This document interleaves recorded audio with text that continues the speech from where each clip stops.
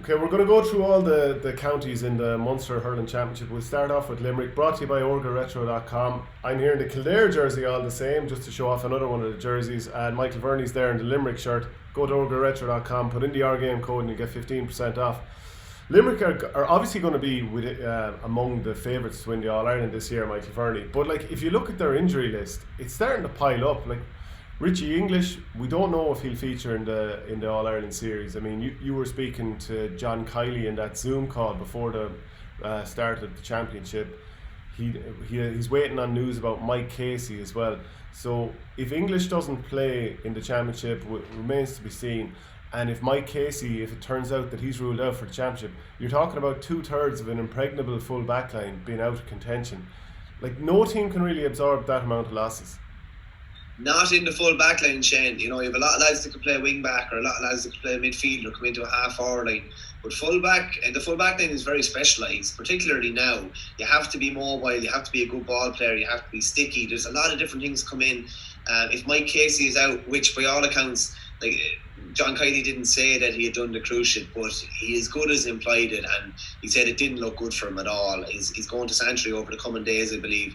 But I'd be amazed if he's not ruled out of the championship this year, and possibly, unfortunately for him, he could be ruled out for up to 9 months with a cruciate. I think it was the anterior cruciate.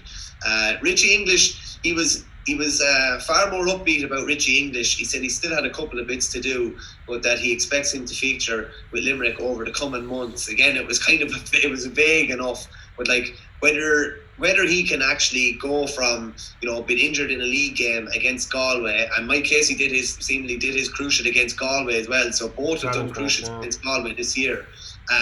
So like, but whether Richie English can actually come back from, it's one thing like doing lots of hard running and stuff like that, but he hasn't hurled since, I think it's the 3rd of February. For him to come back in and play a championship, as good as he is an all-star defender, it's going to be very, very difficult to do.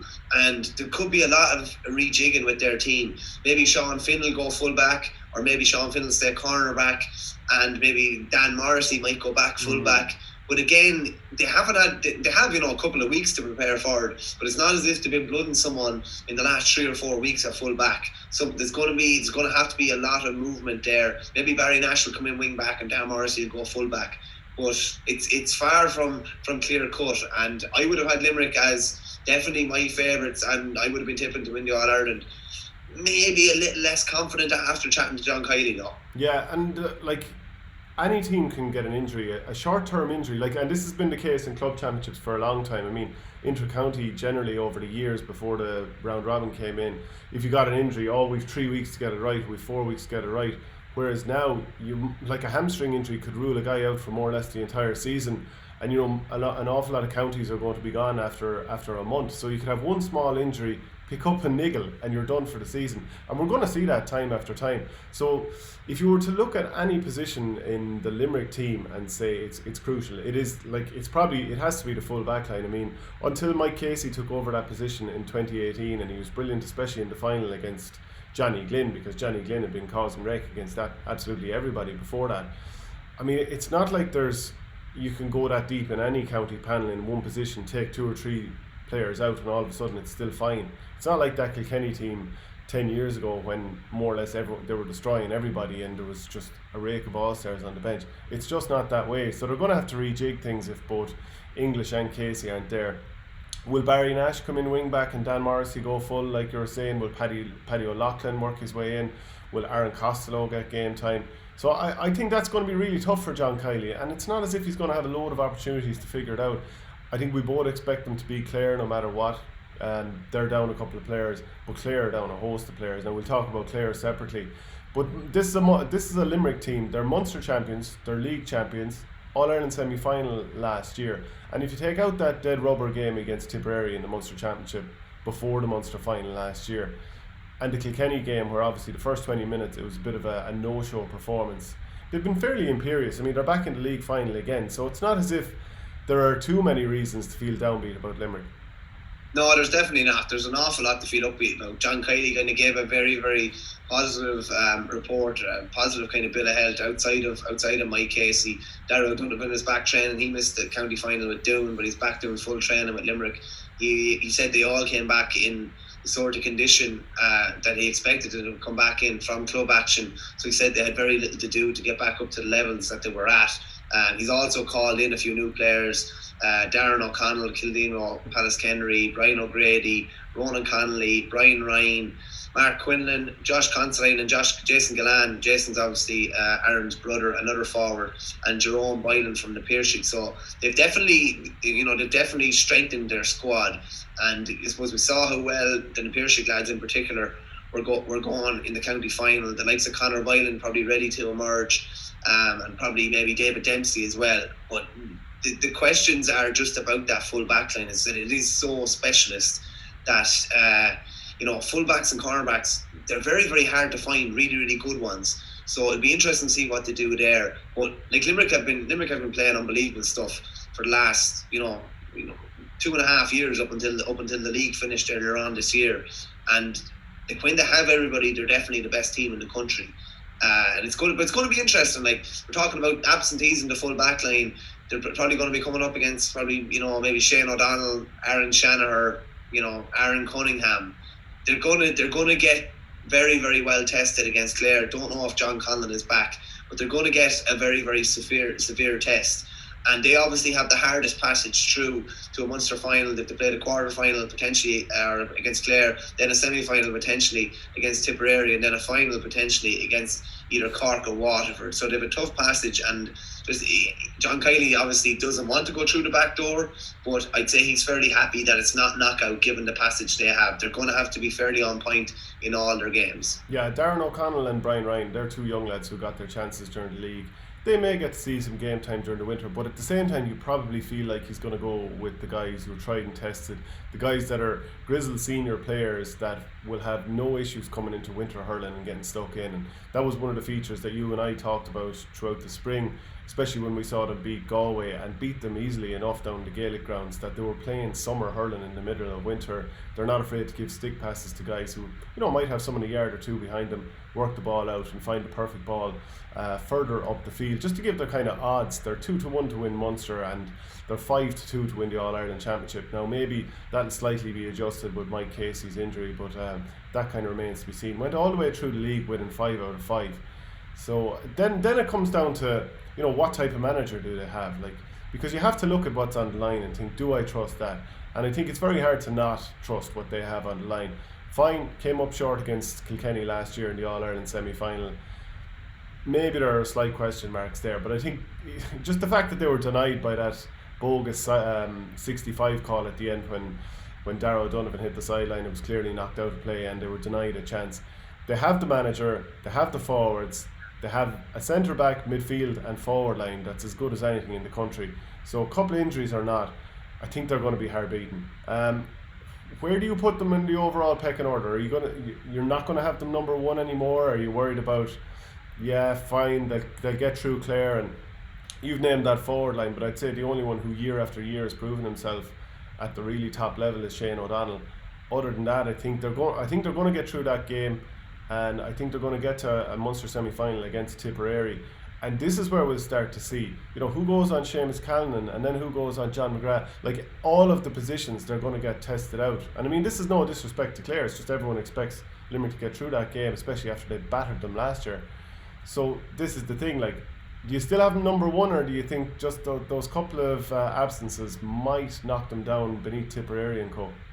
I'll tell you what, if Limerick play Tip, they'll be really, really stacking their full forward line, and imagine that they go after any inexperience in there, be it inexperience in actually playing full back, or maybe they could have an inexperienced cornerback as well. So you could probably potentially see Tipperary's best three forwards in the full forward line, which would be really, really interesting if Limerick do get past Clare. I probably do still have Limerick at number one. Now I think they're absolutely no value to win Munster at 2-1, considering they have to win 3 games, they have to beat their neighbours, who, Clare are one of the last teams to actually beat them in Championship as well, or they have a recent win over them, obviously in that 2018 game.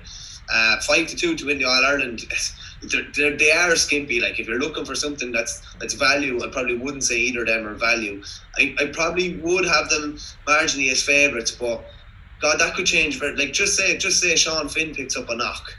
and they could be potentially without their 3 starters in the full back line, and then things get very, very hairy. Then you're probably looking at, realistically, without disrespecting anybody, you're looking at Limerick conceding an awful lot more than they normally would. So potentially you're looking at different types of games. You're looking at games where they're going to have to put up really, really big scores every day they go out, because they could potentially concede a lot at the other end.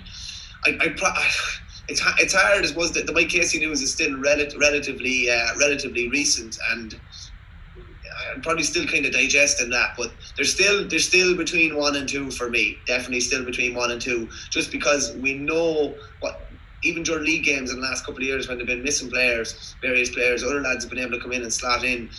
We've always said how strong a squad they have. That's going to be tested severely now. And I said if they pick up another knock in the full back line, they're going to be under pressure, but I'd still have them up 1 or 2 at the moment. The Mike Casey thing can't be understated. We've talked about it a lot, but even the Coola and the Pierce All-Ireland final from 2018 was on TG Carr in recent days.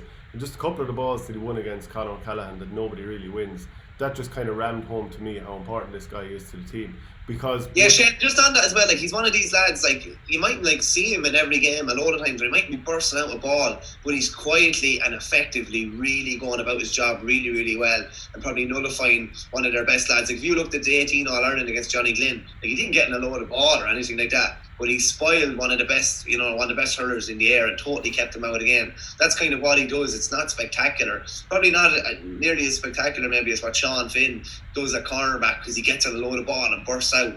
But he's so effective, and I was actually chatting one of my own clubmates there, Brendan Murphy from Burr, who's kind of been tried out in the backs, I think, awfully at the moment, and even in around the full back line. He just says, I never give out about our cornerbacks or anything ever again. Like, it's such a horrible job in there, especially when you're used to playing out the field. So it's kind of a thankless job, and guys that do it really, really well, they're probably only really appreciated when they're not there. And like Shane Dowling, he's not there either. So if things are going wrong, they still have a couple of nice forwards to bring on, but like, you don't have Shane Dowling, the experience, the guy who's got nerves of steel, that on the big occasion you can trust him to come on and take frees if he needs be. You can trust him to come on and finish a goal chance if he gets it, because we saw the last year against Kilkenny, Galway the year before. I don't know if I can have them at number 1 anymore. I mean, we'll talk about Tipperary later on, but the game where they battered Tipperary in the Munster final last year is very different to the team that Tipperary produced in the All-Ireland final. So I just don't know if I'm going to have Limerick at number 1. That's not to say that I have Tipperary at number 1. I think Galway are going to come with something. I think Kilkenny won't be a million miles off. They never really are. Wexford, and there's a couple of more teams I can name there as well. Cork generally tend to do okay against Limerick in the championship. I know they lost that semi-final in 2018 after extra time, but in general they're nip and tuck with them. And do these couple of players being out kind of change everything? They still have, like I talked about the spine already, they're still right up there. They're an obvious challenger. To you, is there anything else that we haven't talked about that's worth discussing on Limerick? No, just chatting John Kiely about, do things change much with our Winter All-Ireland? Do tactics change? He kind of seemed to think that they didn't change, but I'd imagine someone like Seamus Flanagan maybe might become more and more important. That type of, not necessarily a ball winner, but a big, strong guy on the edge of the square that can hold up ball, potentially win penalties, and potentially, they can kind of maybe alter their game plan a bit more.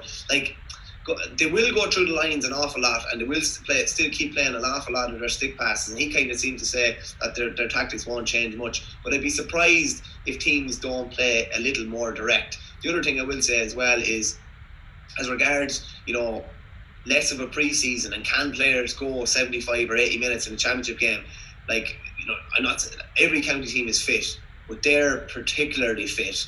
They're particularly, big physical specimens. Like, Gerard Hegarty's going to be even harder to stop in these conditions when he gets up on a ball. Tom Morrissey's going to be really hard to stop as well. Kyle Hayes, they're big kind of physical brutes as well, and I think they'll be moving well in heavy conditions. Look at throw Will O'Donoghue back into it as well. Just a question as well, I wonder, will Declan Hannon sit even further back now? Will he, like, he's always orchestrated things from maybe the 45-yard line. If they have a rookie full back or a cornerback in there, will he sit even further back again? And will O'Donoghue sit back into the pocket a small bit, maybe in a kind of centre back as a kind of a deep lying midfielder? But there's a lot of interesting questions. We talked in February when they played Galway. We said how are they able to do this? How are they playing this intricate, slick hurling in winter? And they kind of are a team for every season. So regardless of who they're missing, it'd be very, very foolish to write them off. I think they're right up there. We could see after the first game, we could see that I don't know who they're going to play full back, but we could see that it could be seamless enough. They have a lot of guys that are interchangeable. Now, interchangeable becomes a little different when you talk about the full back line. But I still think they'd get over Clare. I think the tip game would be very, very interesting then. And as I said, they do have the back door. They do have the back door if they're beaten, whatever along the way, and it'll be a chance to kind of regroup. It's not like a knockout game where we put someone in full back, it didn't work out. They'll have a chance to regroup after that. So it's going to be very, very interesting. I'd have them right up there, just because generally with Limerick you know what you're going to get, and in Aaron Gillan you obviously have one of the best forwards in the country who, as well, his hand comes even more into play in winter hurling, to be honest with you, as well, because they have that kind of outball between him, and I think Flanagan will probably play more in the championship as well this year, just given conditions. But I definitely have him right up there. Yeah, obviously, like you mentioned, Will O'Donoghue there, he's going to be absolutely crucial. We even saw the league game against Tipperary earlier this year. He came on and basically turned the game. Still managed to get himself sent off with 2 yellows. But just say, like, have you ever seen a guy so quickly turn a game? Like, he was brilliant. Graham Mulcahy, another guy, we saw him absolutely light up in the Piercing in the first game of the club championship on TV, playing for Kilmallock, and obviously ultimately they didn't win that county championship. He's still so important. So a huge amount of reasons to like Limerick. Won't be too far away, and obviously get your comments in and let us know what you think of Limerick.